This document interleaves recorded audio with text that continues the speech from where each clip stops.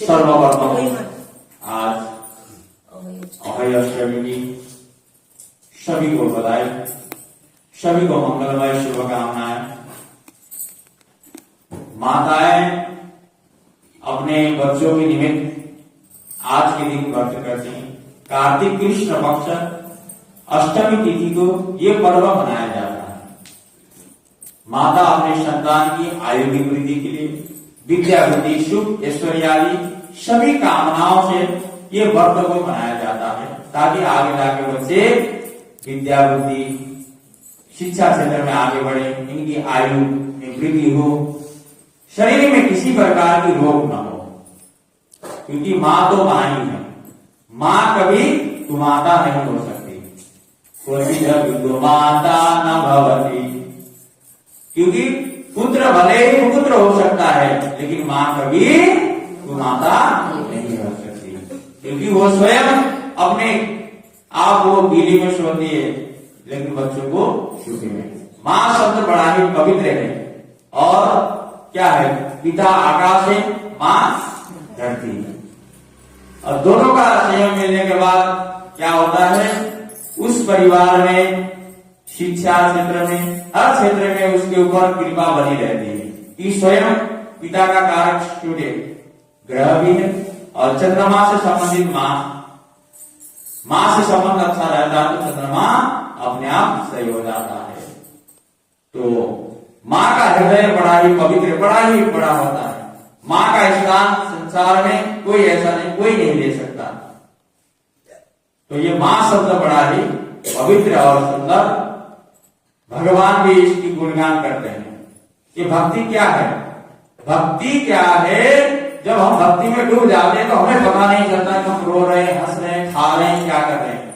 यही भक्ति है। कभी हम जोर जोर से गाने लगते हैं, कभी हमारे आंखों से अश्रु धाराएं बहती हैं, कभी मुंह से जो है उच्च स्वर में हम स्मरण करते हैं, भगवान को स्मरण करते, कभी हंसते हैं। यही हमारा भक्ति है। हमें पता नहीं, हम भक्ति में डूब जाते हैं। तू कितनी भोली है, तू कितनी अच्छी है, तू कितनी भोली है, तू कितनी अच्छी है, ओ माँ मेरी माँ। ये माँ शब्द बड़ा ही अच्छा। जैसे करवा चौथ गई, करवा चौथ में आप लोग श्रृंगार, जो श्रृंगार हम किस लिए कर रहे हैं, किसके लिए कर रहे हैं श्रृंगार? 16 श्रृंगार हम किसके लिए कर रहे हैं? पति के लिए। तो पति वो श्रृंगार, जब तक आपके श्रृंगार, जब तक पति की नजर नहीं जाती तब तक वो श्रृंगार बेकार होता। आप लोगों ने सुना होगा फिल्म में गाना भी, घूंघट की याद से दिल, वो सारे श्रृंगार अधूरा रह जाता है। तो इसलिए आज पंडाली बैठी हुई है ना, इसलिए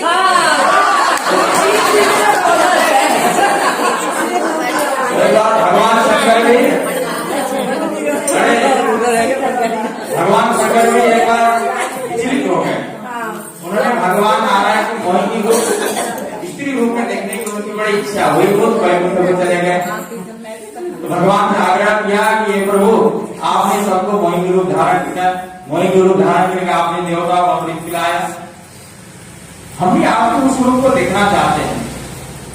तो वहां भगवान नारायण ने भगवान शिव को अपना मोहिनी रूप दिखाया है, लेकिन भगवान वहां विचलित नहीं हुए।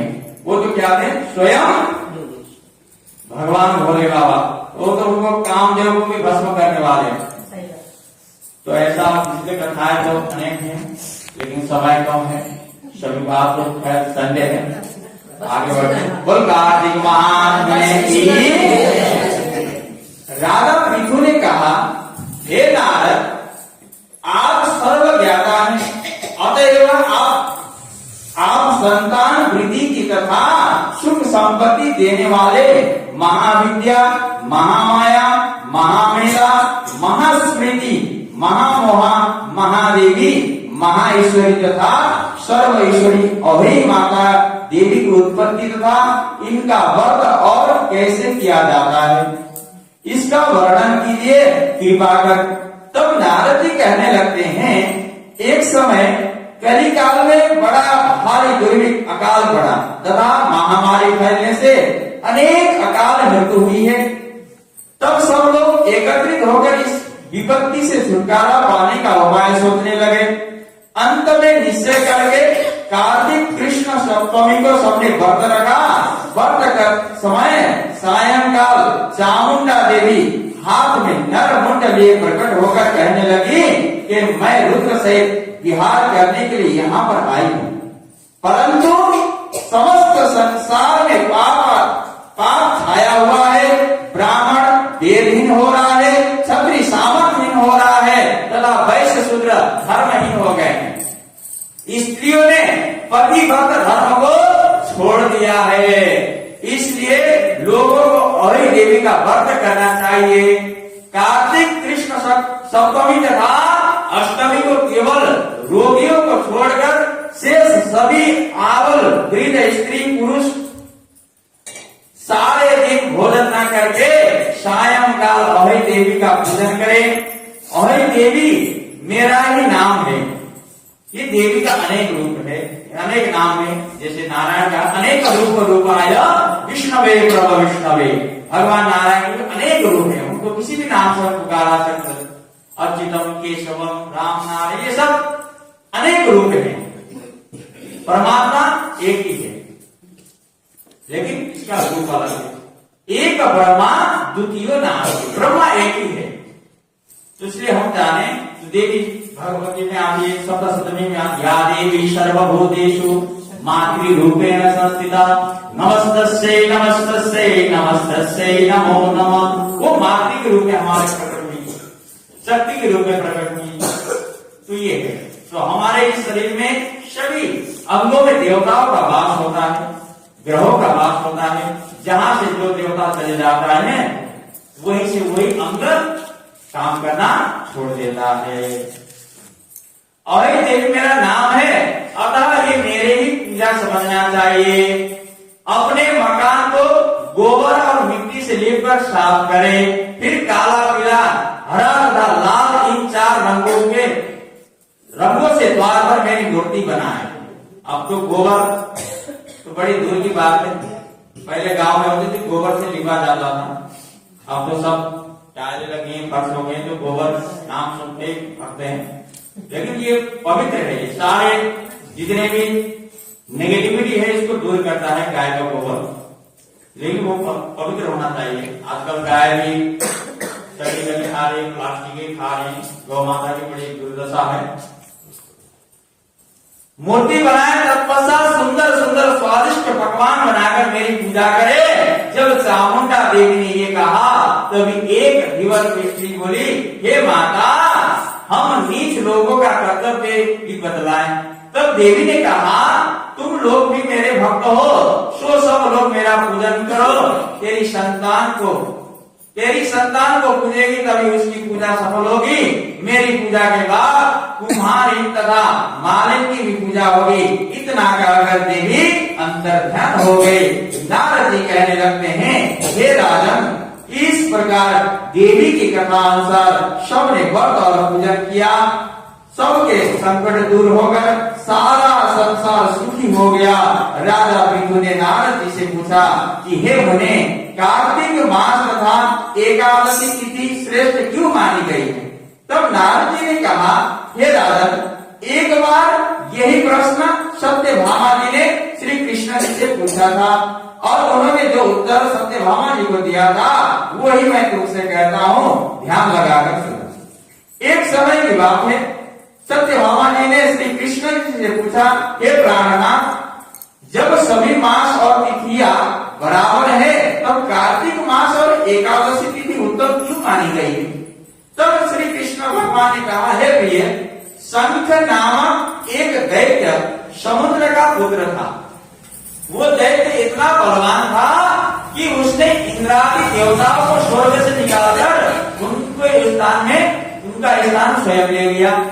सब लोग उससे भयभीत होकर अपने बाल वृक्ष सहित पर्वतों की कंदराओं में चले गए। तब वो दैत्य सोचने लगा कि मैंने देवताओं का स्थान तो ले लिया, लेकिन वो जीते नहीं गए। ऐसा प्रतीत हो कि देवता वेद मंत्र से बलशाली हैं, अतएव वह मंत्र सहित वेदों को हर ले जाऊं। जब उसने ऐसा विचार किया, वेद डर के मारे समुद्र में चले गए।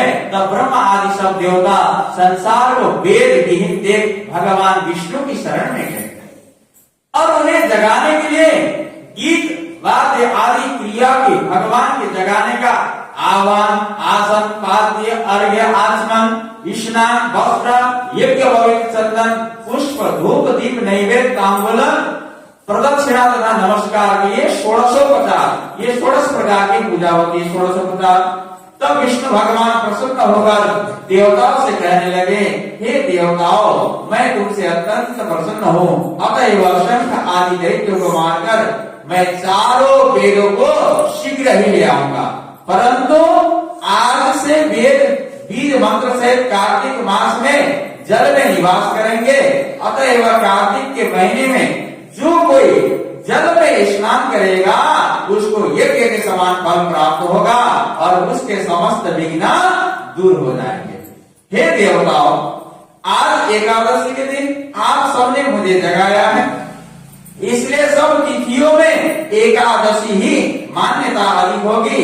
वस्तुतः कार्तिक तथा एकादशी का व्रत मुझे अत्यंत प्रिय है।